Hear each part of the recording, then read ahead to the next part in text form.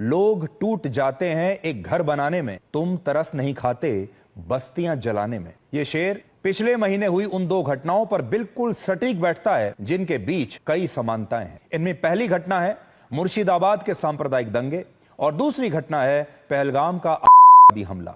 अगर आप इन दोनों घटनाओं की टाइमलाइन को आज डिकोड करेंगे तो आपको पता चलेगा कि मुर्शिदाबाद के सांप्रदायिक दंगे 11 और 12 अप्रैल को हुए और पहलगाम का आतंकवादी हमला इसके सिर्फ 10 दिन बाद 22 अप्रैल को हुआ। इन दोनों घटनाओं में सबसे बड़ी समानता यह है कि जैसे पहलगाम में हिंदुओं को चुन चुन कर मारा गया, ठीक वैसे ही इससे 10 दिन पहले पश्चिम बंगाल के मुर्शिदाबाद में भी हिंदुओं के ही घरों को चुन चुन कर जलाया गया। अंतर सिर्फ इतना है कि पहलगाम में हिंदुओं को मारने वाले पाकिस्तान से आए थे, पाकिस्तानी स्पॉन्सर्ड थे, और मुर्शिदाबाद में हिंदुओं के घर जलाने वाले इसी देश में रहने वाले कुछ लोग हैं। एक और अंतर यह है कि पहलगाम में हिंदुओं की पर पूरे देश के लोगों के खून में उबाल आया, लेकिन मुर्शिदाबाद के हिंदुओं पर जो अत्याचार हुए उसकी हमारे देश में ज्यादा बात नहीं हुई। तो सबसे पहले आप मुर्शिदाबाद के इन दंगों को कुछ खास पॉइंट्स में समझिए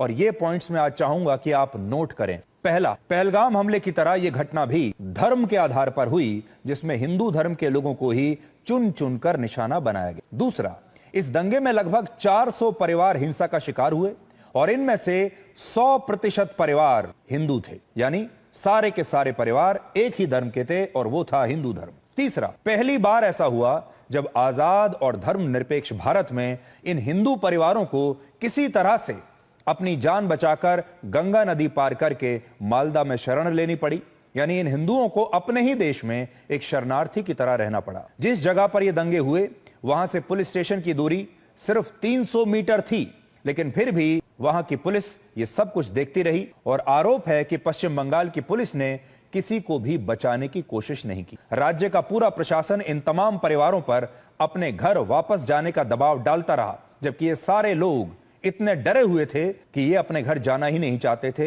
इन्हें लगता था कि अपने घर जाएंगे तो इन्हें मार दिया जाएगा और ये लोग मांग कर रहे थे कि स्थानीय पुलिस इनकी रक्षा नहीं कर पाएगी, इसलिए अब उनके इलाके में बीएसएफ का एक स्थायी कैंप होना चाहिए।